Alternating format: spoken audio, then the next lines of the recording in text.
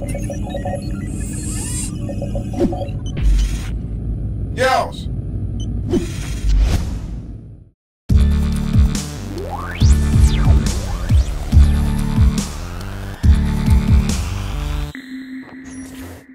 People always tell me stay in your lane, do your thing, but try to be different. I look at them and laugh like I ain't gon' change. I've been the same, plus I'm way too consistent. And when that radio's on, we the only thing playing in the car. I got the windows down, 'cause I be on the left side thinking of the brain. We different, ain't nobody putting us down. What is up, guys? It's X-Rays and welcome to a new episode of Cool Story Bro, the weekly series where you guys listen to some of the craziest, most bonker-filled stories that viewers like you come up with. In order to send in a story to this series, simply send me a PM to my channel called Cool Story Bro and then list away your story. It can be anything. It can be about you in space, being a Power Ranger. I don't care. As long as it's funny, hilarious, and the subs will enjoy, then you have a chance of being featured. In the series, you compete against 2 other people, so for a total of 3 stories. The winner of the Coolest Story Award gets a link in the description, a annotation on the screen on my channel throughout the entire length of the video. Now, you can also send in gameplay to this series in order to be featured. You will get a link in the description, and you get a little bit of exposure off it. And in today's video, the gameplay is from Chauvin. You guys can go check him out. He's got insane gameplay over there. He's got like 50 kill Moabs with Barrett, stuff like that. It's really insane. If you guys want to check him out, go ahead and link to his channel in the description. Anyways, guys, so now it's time to find out who won the Coolest Story Award. The winner of this gets the most votes in the comment section down below, and they get voted on by the people, the viewers who watch. So in order for you guys to also get interactive on this, leave a comment down below of which is your favorite story from the ones you listened to today. Anyways, the winner of the Coolest Story Award goes to Camp Ella Fella 2. I hope I said it right, Camp Ella Fella 2, and he sent in the story about a person jumping off of a cruise ship, getting his lower appendage chopped off. You know, if you know what I'm talking about, you know what everybody likes to keep on a trophy case, and then finding it at a fish restaurant, just like on his food. So it was really funny. If you guys want to listen to that story, it's in the previous episode of Cool Story Bro. Link to that episode in the description as well. And now that we got that out of the way, good job to Camp Ella Fella 2. And let's jump into today's featured stories. They're really hilarious. I actually really enjoyed these. And if you guys want to send them in, again, guys, send me a PM. Let's jump straight into it. It says, I wake up in a dark room like in Saw. I feel a long, hard, and cold rod that feels like a penis. Okay, first thing he thinks about the penis, except it's not a penis. Insert shocking music. Da da da. Because it has a button on it. So I press it, and it's a flashlight. I see a malnutrition and starving bum in the opposite corner. I realize I am slightly hungry.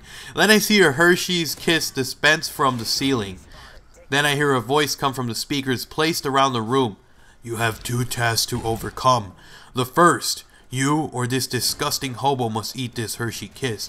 Then you must choose to die from being fisted by an iron fist that is rusty with iron spikes on the end, or listen to Call Me Maybe and Boyfriend repeatedly for an hour. You have 2 minutes to decide your first task or be shot. Being slightly hungry and him starving, I did the most humane, brave, and righteous thing possible. I grabbed the flashlight, then beat the hobo to death. Then proceeded to eat the Hershey's Kiss while teabagging him. Okay, so I guess that's humane. Good, the voice said. Now, what do you choose for the 2 test? I then thought, and then I said option 3.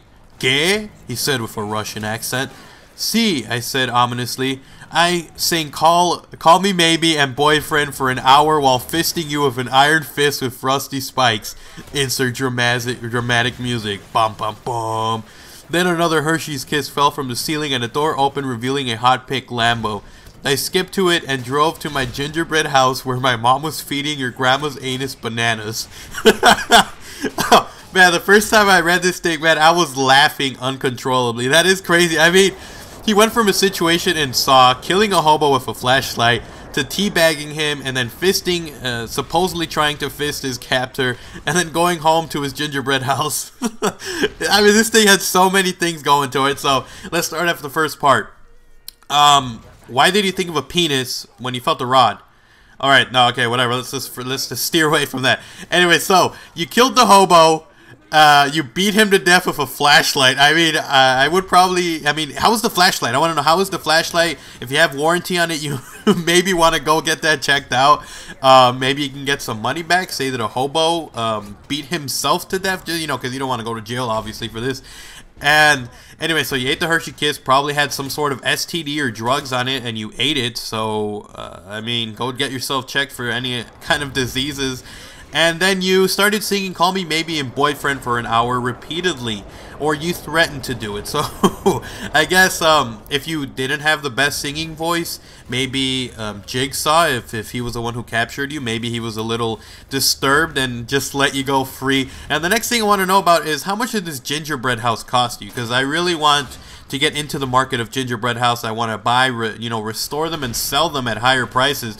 So, that and, so your mom was feeding your grandma bananas in her anus. I mean, what's the hell's going on there? That your grandma can't eat anymore? They got to do it from the, you know, like a placebo type thing or whatever they're called when they shove a pill up your ass. I mean, I don't know what the hell it's called, but I mean, here's what you want to do also, because you're probably a little bit traumatized, either that or you're really giddy from finding out all this stuff. You're going to want to immediately see a therapist and get some help.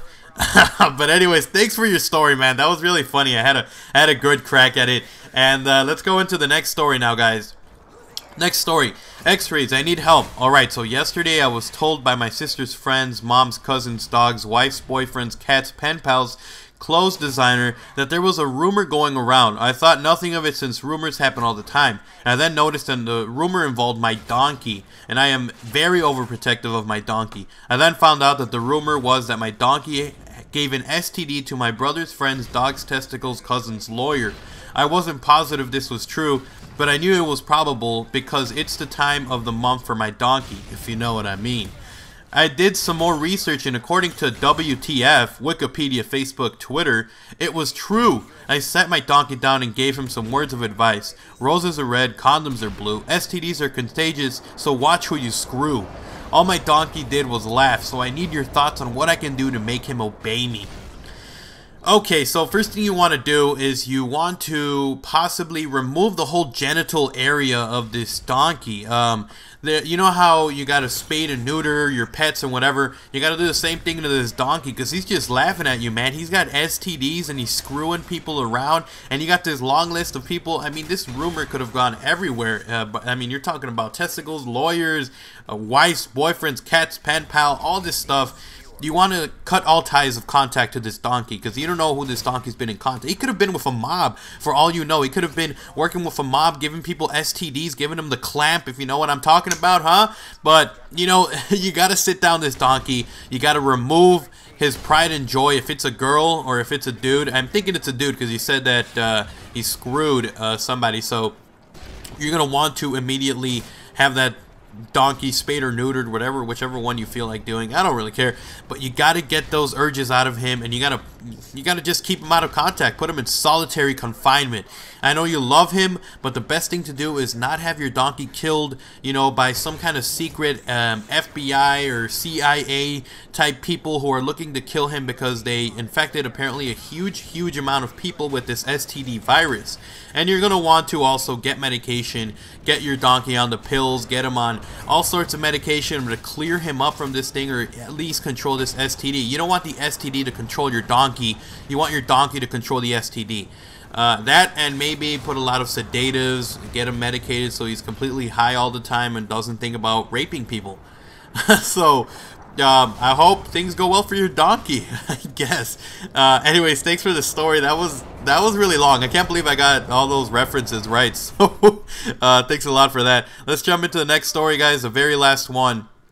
Hey, so last week I was walking home from school and I see this old lady in a wheelchair trying to wheel her way up a hill. So as the kind guy that I am, I go over and I say to her, "Do you need help?" She says, "Yeah, that would be great." So once I helped her up the hill, she suddenly grabs my hand, handcuffs me to the effing wheelchair, and then drives me into the woods. Well, what she did to me was effing disgusting.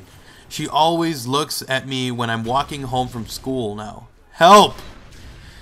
Oh, man. Here's what you're gonna want to do, bro. First of all, unless she threatened to kill a family member or something, I would immediately go find that wheelchair lady and kick her ass. I would kick her old granny ass. I would loosen all the screws on her wheelchair so when she's trying to get up the ramp, she would fall. And then when she falls, record it and then record yourself beating her. I mean, that is disgusting, bro. She took you into the forest. And you were being such a nice guy, trying to help out, trying to help this lady go up this hill. You know, this old lady went up the hill and you're trying to help her. And how does she repay you? She takes you to the woods and she does disgusting things. I'm assuming she did things you should only do when you're married. And first of all, also, you want to also go ahead and check out if you have any STDs like that donkey we mentioned before in the previous story. You want to go to the doctor, get checked out. You don't know what them old wheelchair... I mean, she could have been sitting on rust the whole time. You know what I'm saying? Something disgusting. Yeah, but anyways, kill her, find her, bury her body.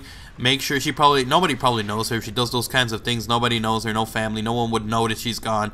Just leave her, you know, somewhere, dead. Bury her. Protect other people, other kind people like you. But anyways, thanks for the story. Alright guys, now is the time for you guys to vote. Which was your favorite story? Comment down below. Was it the one about the old lady wheelchair? Was it the one about the donkey getting it on and a bunch of people getting involved?